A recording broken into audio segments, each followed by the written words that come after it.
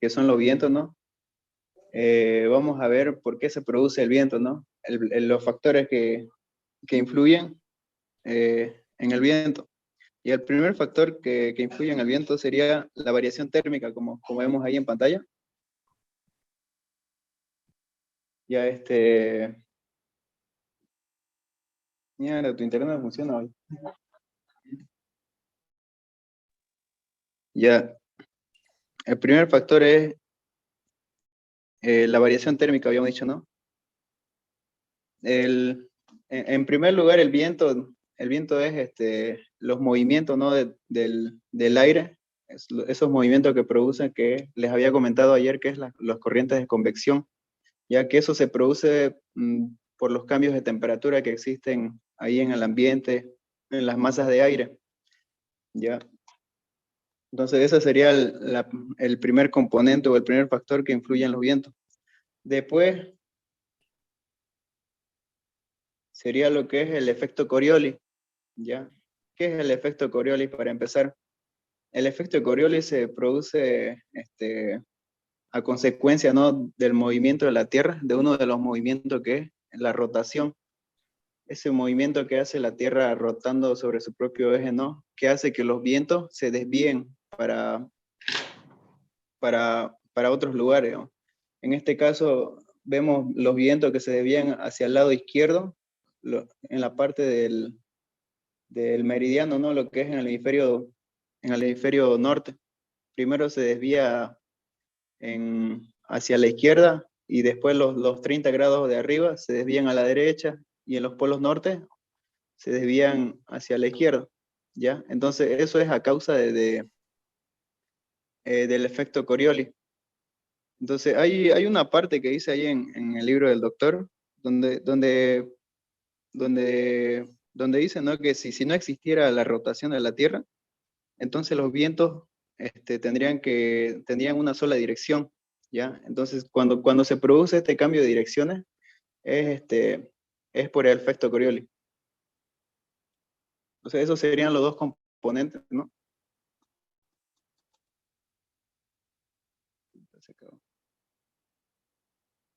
Ya, ahora vamos a ver lo que son los ciclones o los anticiclones, ya que son lo que es la baja presión y las altas presiones. Se dice que son bajas presiones, ¿no? Porque eh, el aire sube, ¿no? Girando en sentido antihorario hacia arriba, ¿ya? Y en su centro tiene las presiones bajas, se podría decir, ¿ya? Entonces, esa masa de aire, por su densidad, ¿no? Por su densidad que es menor que el aire a su alrededor, sube girando en sentido antihorario, ¿ya? Entonces, a eso se le llaman un ciclón o a eso se llama ciclón, digamos. Y lo que son los anticiclones se le llaman a los aires que tienen altas presiones, ¿ya? Que generalmente son aires fríos, porque, a ver, en el tema 2 les había explicado lo que es la diferencia, ¿no? De las densidades que existen entre el aire frío y el aire caliente. Que el aire frío, en un volumen determinado, hay más masa, ¿no? Hay más cantidad de aire frío. Entonces, que si ponemos a comparación, digamos, a un volumen de aire caliente, hay menos cantidad de aire caliente.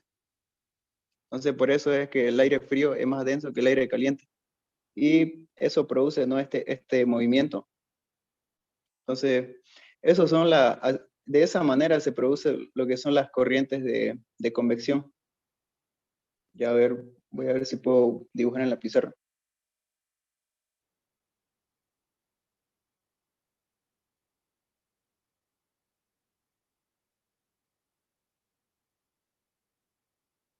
Sí, sí, sí.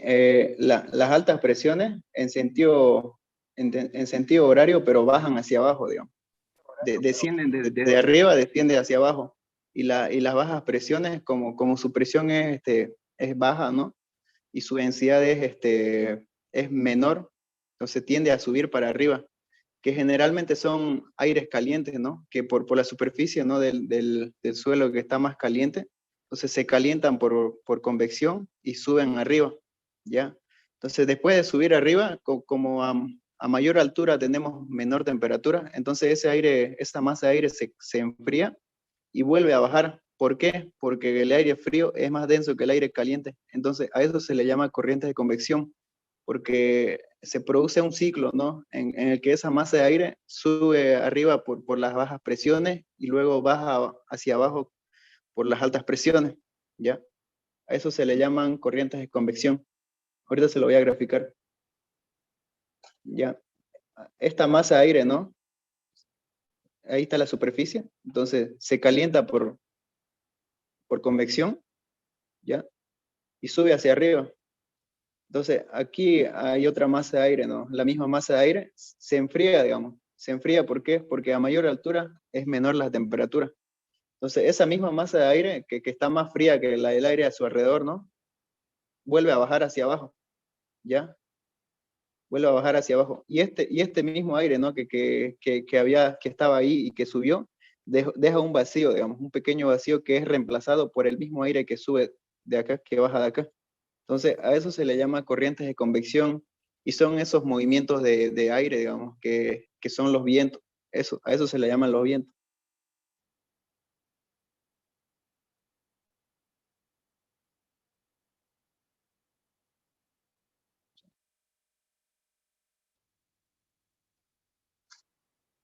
Mira, no avanza mi diapositiva.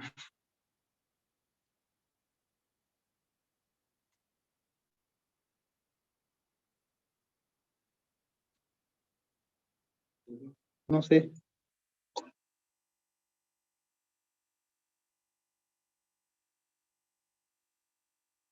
Van a disculpar, tengo un problema con mi PowerPoint. Voy a volver a compartir.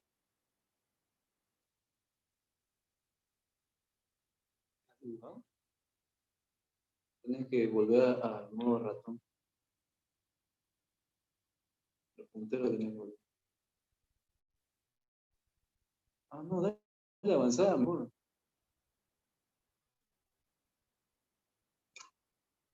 Ya vamos a volver. Ya.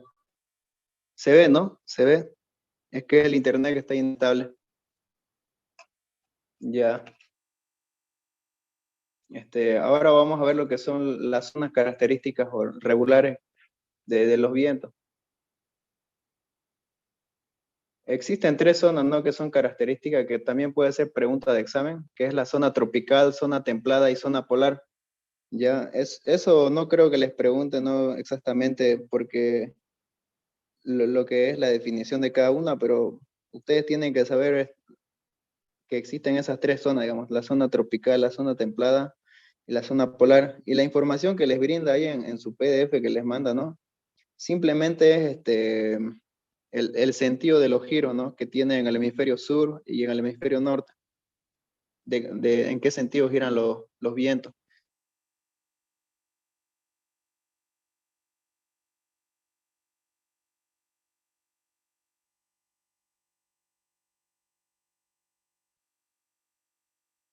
¿Ya? Ahora vamos a tocar lo que es la evapotranspiración, es el tema 5. El tema 4 es muy, muy, muy corto. Lo único que se ve ahí es lo que son los ciclones, los anticiclones y cuáles son los factores que influyen en el viento. Ahora, ¿qué es la evapotranspiración? Para empezar, la evapotranspiración es la combinación de dos procesos diferentes, ¿no? El primer proceso sería la evaporación. Ya, el proceso de la evaporación es un proceso en el cual el agua pasa de estado líquido a estado gaseoso, ya, y la transpiración no es nada más ni nada menos que la transpiración de las plantas que igual aporta, digamos. Las plantas transpiran y por sus hojas botan lo que es vapor de agua, ya, que generalmente succionan por sus raíces. Entonces, eso aporta, digamos, al ambiente con vapor de agua. Ya la evaporación, ¿no? Eso es lo primero que dijimos. Es un proceso mediante el cual el agua cambia de estado líquido a estado gaseoso. ¿Ya?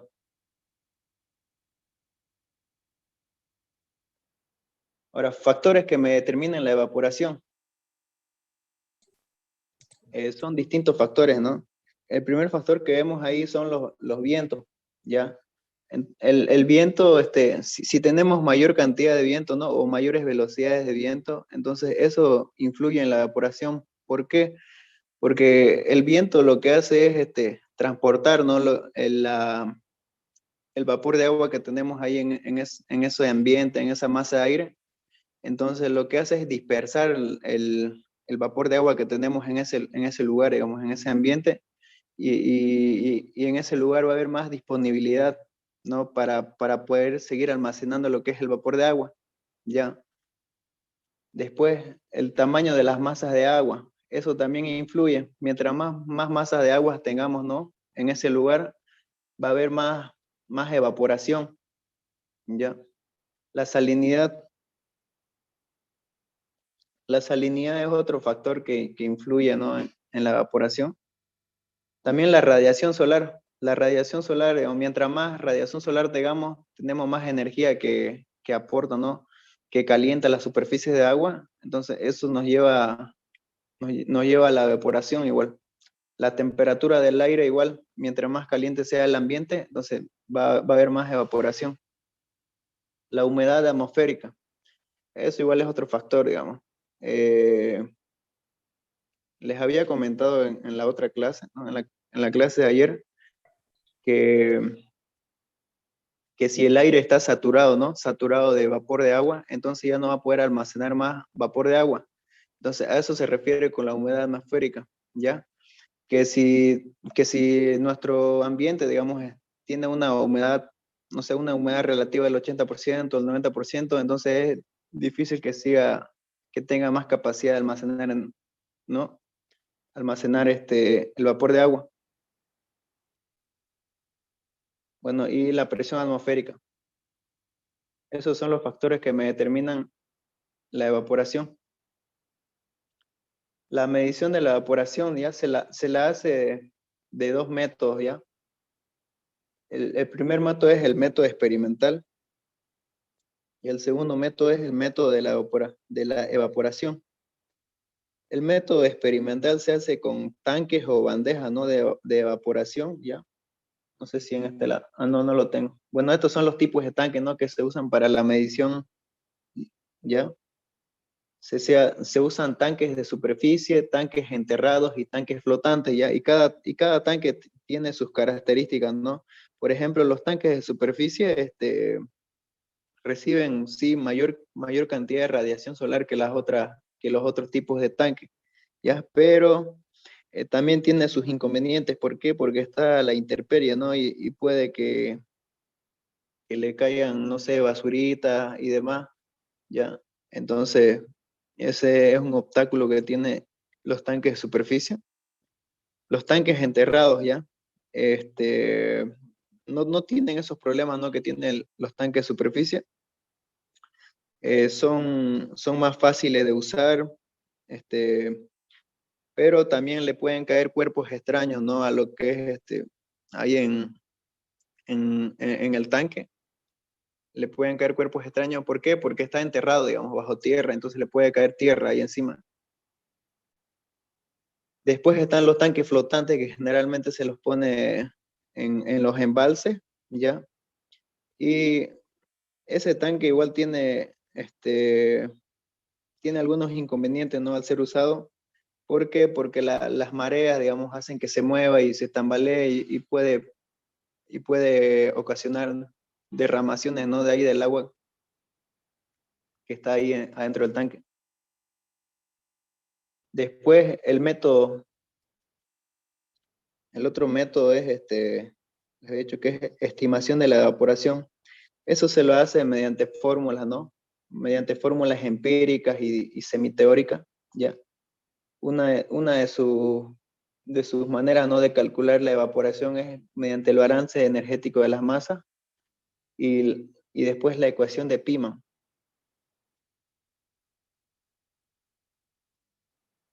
Ahora, los cálculos de la evaporación, ¿no? Estos son los diferentes métodos o las fórmulas que se usan. Bueno, el primer método es el balance energético, ya que es el método más sencillo de usar. En este método lo que se calcula no son la energía necesaria para que una determinada cantidad de agua se evapore, ya.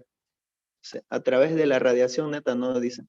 La radiación neta en este caso se refiere a la radiación solar, ya. Esa es nuestra radiación neta y ese es el factor más importante para usar este método, ya. Y eso es una pregunta de examen, puede que les pregunten, ¿no? ¿Cuál es el factor más importante para usar el método de balance energético? Entonces ustedes tendrían que decirle que es la radiación neta, que es la variable más importante en este caso. Después está el método Meyer, ¿no? En ese método se considera la acción del viento, ¿no? A una determinada altura que es 7,64 metros. Solo a esa altura se considera la acción del viento. Después el método aerodinámico, también se toma en cuenta la acción del viento también a una determinada altura. Después la evapotranspiración, ya. Les había mencionado en un principio que la evapotranspiración es el conjunto, ¿no? De dos procesos diferentes, que es la evaporación y la transpiración de las plantas. Entonces, la transpiración de las plantas les había explicado que es un proceso ya un poquito más complicado de explicar si lo explicamos a profundidad, pero depende también de los muchos factores que pueden intervenir ahí. Aquí en la transpiración de las plantas, por ejemplo, mira, depende mucho, digamos, del tipo de planta, ¿ya? Depende mucho del ciclo de crecimiento de las plantas, de la humedad del suelo y de la insolación, del viento y de la humedad de la atmósfera. Ya, esos son la- los factores que influyen, ¿no? En la transpiración y en la evaporación ya lo habíamos mencionado, ¿no? Que es la radiación solar, la humedad, la presión atmosférica, los vientos, la temperatura del agua, el tipo de suelo y el grado de humedad. Entonces, esos serían los dos conceptos que se manejan en este tema, que es la evaporación y la evapotranspiración. Ya, bueno, se manejan también unos otros conceptos ya, que como son la importancia de la evapotranspiración. Es necesario, ¿no? Es importante hacer este estudio. ¿Por qué? Porque de esa manera nosotros podemos saber o una estimación de cómo funciona, ¿no? Lo que es el ciclo hidrológico. Ya podemos cuantificar con esas estimaciones las cantidades que tenemos disponibles de agua. Ya.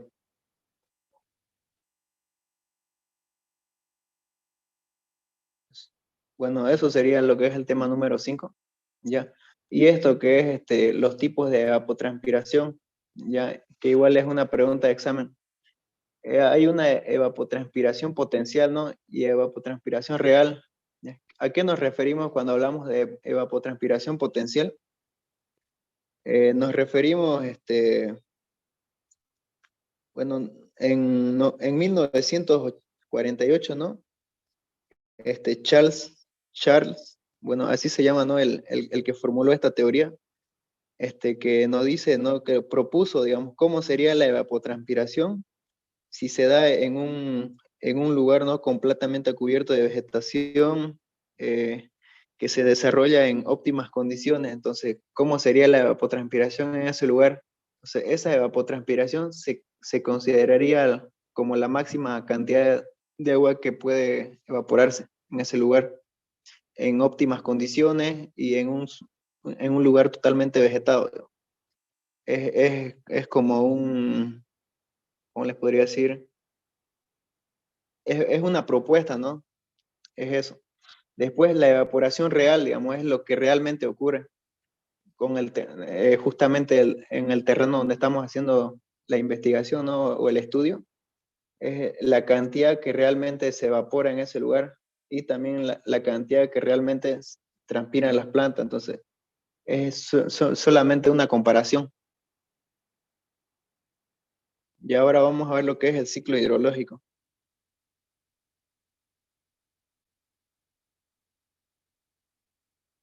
Bueno, el ciclo hidrológico. eh, para comenzar con el ciclo hidrológico, ¿no? podemos decir que es un, ¿cómo se podría decir?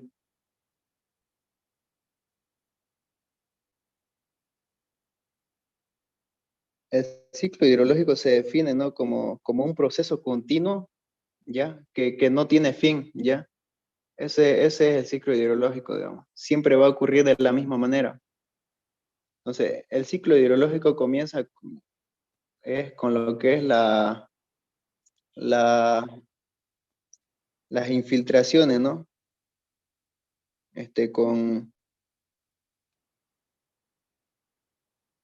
Bueno, comienza con lo que es las infiltraciones, ¿no? Después vienen las evaporaciones, ¿ya? Ahí tenemos la masa de agua, ¿no? Y por evaporación y evapotranspiración, ¿no? Por evaporación y transpiración de las plantas, esas masas de agua suben en forma de vapor, ¿ya? Suben a los cielos y con la ayuda de los vientos son dispersados por el lugar. Entonces, por otras condiciones de presiones y de temperaturas, ahí en las alturas, esas aguas, ¿no? Que están en forma de vapor, se llegan a formar nubes y se condensan. Entonces luego se produce lo que es la precipitación, ¿ya? Por acción de la gravedad, que es una de las componentes, ¿no? que interviene ahí. Entonces, por acción de la gravedad, ocurre lo que es la precipitación, ¿no? Después de que en las nubes se forman las gotas de agua, eh, caen en forma de gotas todo el agua que estaba ahí formándose. Entonces, esa misma precipitación cae en un determinado lugar y justamente esa agua que precipita, luego un porcentaje de esa agua llega a evaporarse ahí mismo y otro porcentaje que va y constituye lo que es las escorrentías, ¿ya? Entonces son las aguas donde caen, ¿no? En un determinado lugar que tiene pendiente, entonces esas aguas escurren por ese lugar y llegan a terminar, digamos, en el mar o si no ahí en las otras masas de agua que son los ríos, los lagos, las lagunas y todo eso. Entonces ese ciclo ocurre de la misma manera, ¿no? Y no tiene fin. ¿Ya? Entonces después se llega a ver lo que es las cantidades, ¿no? De agua del ciclo hidrológico, ¿ya? Estas cantidades que ven ahí están dadas en forma de porcentaje y son solamente estimaciones, ¿no? No son los valores exactos realmente. Entonces son estimaciones que se han sacado mediante estudios. Se dice que un 96,5% es agua de los océanos, ¿ya? Y un 1,7% se encuentra en los hielos polares. Ya esa agua que se encuentra en los hielos polares es agua dulce, ¿no? Y lo que es el agua de los océanos son aguas saladas. Entonces, después otro 1,7% se encuentra en los manantiales subterráneos, ya que están por debajo de los 200 metros más o menos, hasta los 600 metros, ¿no? Esos son los manantiales. Después, el 0,1% está en los sistemas de aguas superficiales y en la atmósfera. Ya esos sistemas vienen a ser lo que son los ríos, las lagunas, y 2/3 del agua dulce, ¿no? Es de todo el agua que existe, solamente 2/3 es agua dulce, y ese 2/3 se encuentra en los hielos polares, ¿no? En forma de hielo. Y 1/3 del total de agua dulce que existe está en lo que es en los sistemas de agua subterráneos, ya que están por debajo de los 200 metros hasta los 600 metros. Entonces, y un 0,06% se encuentra en los ríos, ya, en las masas de agua que son móviles, ¿no? Como en este caso los ríos, los arroyos y todo eso. Y solamente, ¿no? El 0,003% está en lo que es en los tejidos, en las plantas, en los animales, ¿no? En forma biológica, digamos. En los seres humanos igual, porque recuerden que nosotros somos aproximadamente un 70% de agua. Después ya, lo que es el ciclo de la escorrentía, ¿no? Es un concepto, este es un concepto más resumido que se maneja, ¿no? ¿Por qué? porque hacer las estimaciones y los cálculos, ¿no? Para el ciclo hidrológico, explicarlo, digamos, como yo lo expliqué, es una manera sencilla, pero los cálculos son más complicados. Entonces no podemos, no podemos hacer las estimaciones o los cálculos de lo que ocurre, ¿no? Con todo el agua que influye ahí en el ciclo hidrológico. Entonces, de esa manera se ha hecho lo que es el ciclo de escorrentía, ¿ya? Que solamente toma en cuenta algunas determinadas masas de agua que son las aguas del mar, ¿no? O en una determinada región, ¿ya? Que se toma en cuenta las aguas que entran, ¿no? Al sistema, las variaciones que hay en ese sistema de agua y las aguas que salen de ese sistema. Entonces, de esa manera se hace lo que es el estudio del ciclo de la escorrentía. Y las variables que vienen a interponer, ¿no? En este ciclo son lo que es las precipitaciones, la energía solar, que es una de las componentes, ¿no? Que gracias a ello también se da lo que es el ciclo hidrológico. Ya estas dos componentes son las más importantes en lo que es el ciclo hidrológico, que es la energía solar y la gravedad, ¿ya? Entonces, gracias a ellas dos se da lo que es el ciclo hidrológico. ¿Por qué? Porque la energía solar hace que el agua se evapore, ¿no?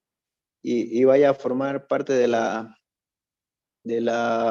atmósfera en forma de gas. Y luego por gravedad, ¿no? Por gravedad vuelve a precipitar y vuelve al suelo, ¿no? Y nuevamente por la energía solar vuelve a evaporarse y a formar nubes y por gravedad nuevamente precipita y así. Bueno, eso sería todo lo que es. No sé si tienen alguna pregunta.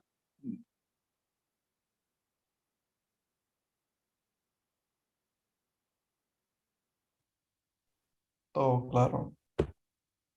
Ya si tienen alguna pregunta, porque no lo he, si ven que algo no lo he explicado bien, igual se los puedo volver a explicar. O si no, pasamos directamente al ejercicio que les comenté ayer, ¿no? Que es de deflexión solar.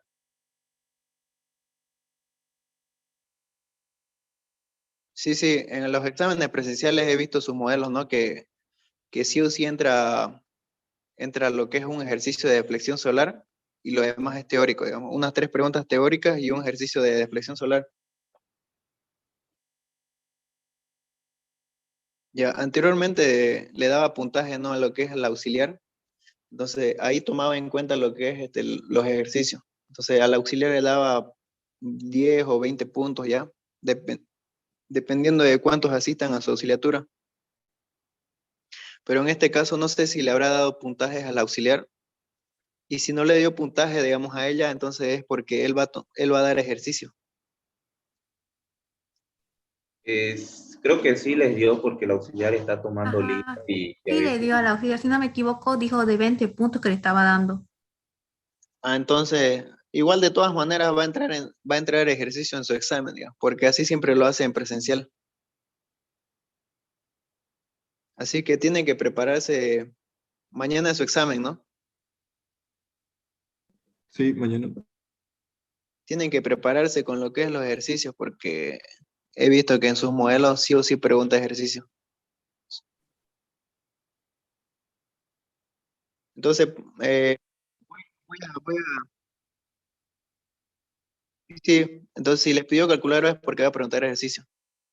Tengo un ejercicio preparado aquí de modelo de examen, ¿no? Ahorita voy a terminar la reunión aquí, vuelvan a entrar al mismo link ya, porque ya va a terminar en 5 minutos. Ya nos encontramos el 20 de marzo. Ya, ahora, lo primero que tienen que hacer es su respectivo gráfico, ¿no? Ese va a ser nuestro planeta Tierra.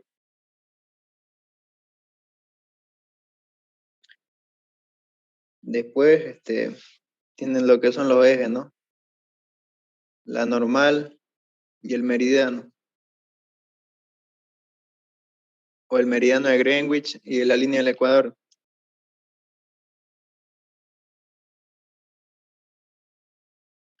Ahora, Lo primero que el primer dato que tenemos es lo que es el dato de la deflexión, ¿no? Ustedes tienen que saber bien, ¿no? No confundir estos datos. Cuando nos da un dato de deflexión solar y no tenemos el grado que es 50 grados, ¿no? Tenemos que graficarlo de la siguiente manera. Sabemos que este es el hemisferio norte, ¿no? Y este es el hemisferio sur, ¿ya? En este caso tenemos un dato de deflexión, ¿no? Hacia el sur. Entonces, si tenemos una deflexión hacia el sur, nosotros vamos a dibujar en el hemisferio norte, ¿no? Eso va a ser nuestros 50 grados en el hemisferio norte. Pero, ¿qué pasa si nos hubiera dado, digamos, un dato, ¿no? En el hemisferio norte? Entonces, tendríamos que nosotros dibujarlo en el hemisferio sur, ¿ya? Las deflexiones se dibujan en el sentido contrario, ¿no? Si nos dan un dato, digamos, deflexión hacia el sur, tenemos que dibujarlo en el hemisferio norte. Y si nos dan el dato, digamos, del ángulo de la deflexión en el hemisferio norte, vamos a dibujarlo en el hemisferio sur, ¿ya? De esa manera tienen que graficar ustedes. Es lo contrario de las latitudes, digamos, si le da una latitud, ¿no? En el hemisferio norte, entonces lo van a dibujar en el hemisferio norte. Y si le da datos de latitud en el hemisferio sur, entonces lo van a dibujar en el hemisferio sur, ¿ya? Entonces no dice que hasta ahí es 50 grados.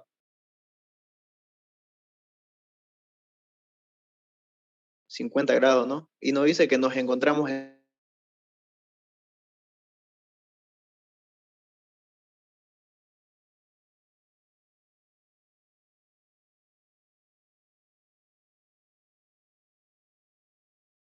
20 de marzo. Encontremos la latitud, ¿no?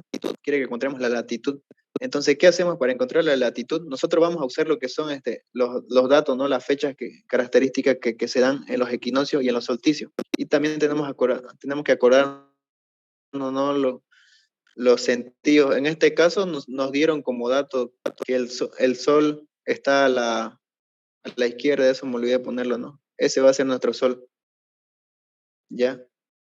Entonces nos dieron como dato que el sol está a la izquierda. Lo vamos a dibujar de esta manera.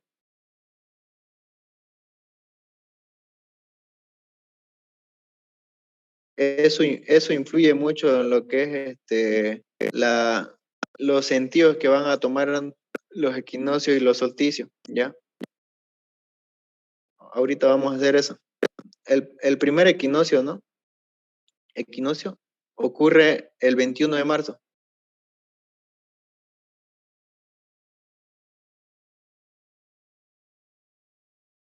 21 de marzo. Después, ¿qué le sigue? Un solsticio, ¿no? Solsticio. Ocurre el 21 de junio. Después viene el otro equinoccio,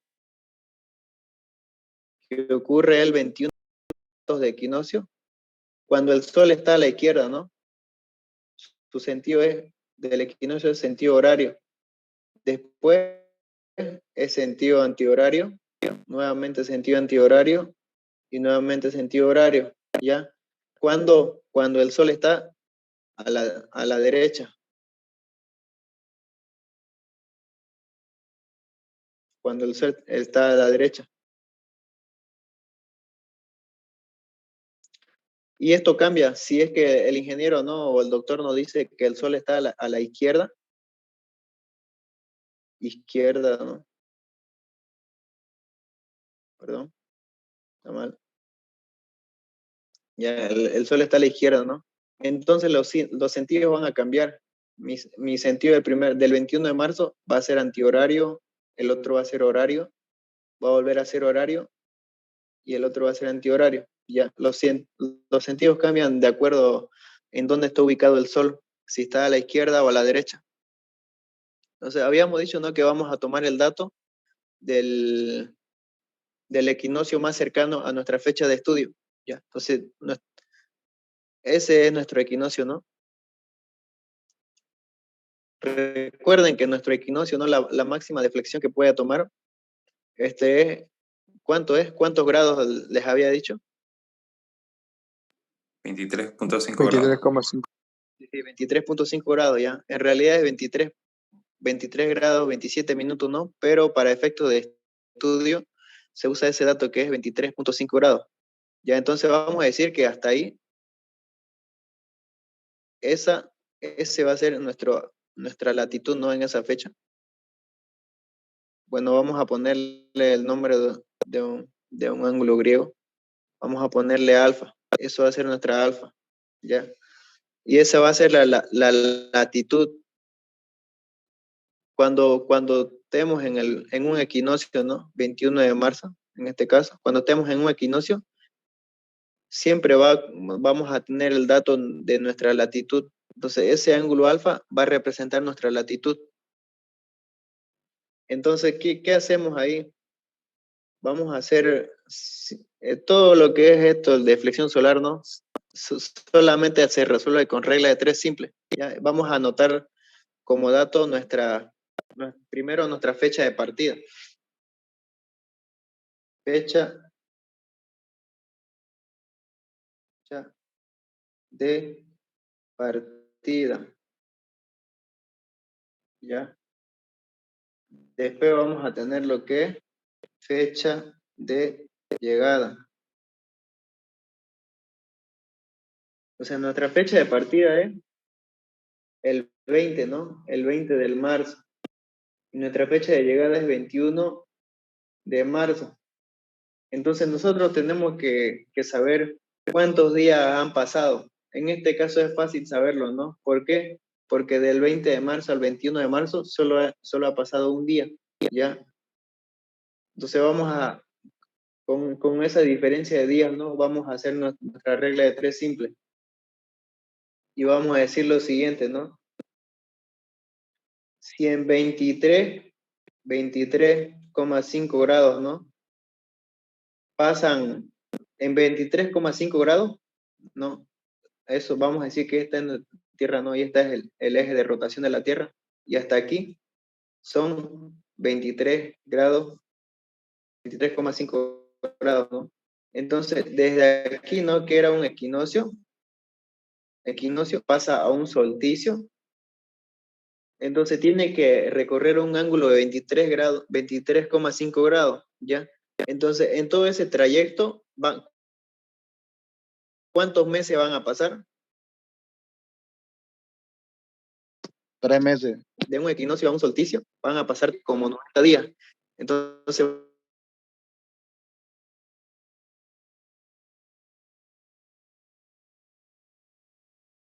vamos a decir que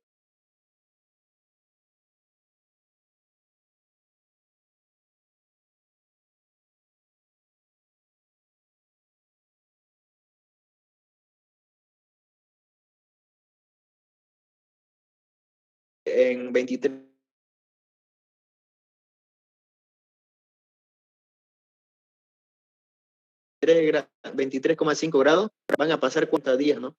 Entonces, no, el ángulo que nos dé aquí va a ser el ángulo alfa. Y como dato vamos a usar un día, ¿no? Un día, ¿cuántos?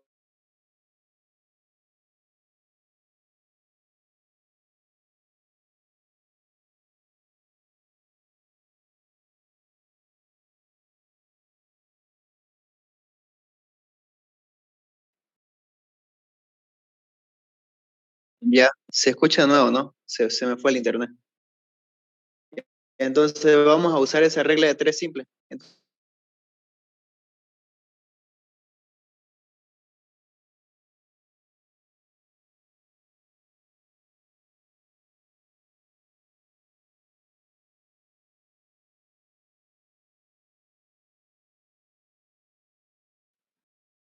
Punto 26.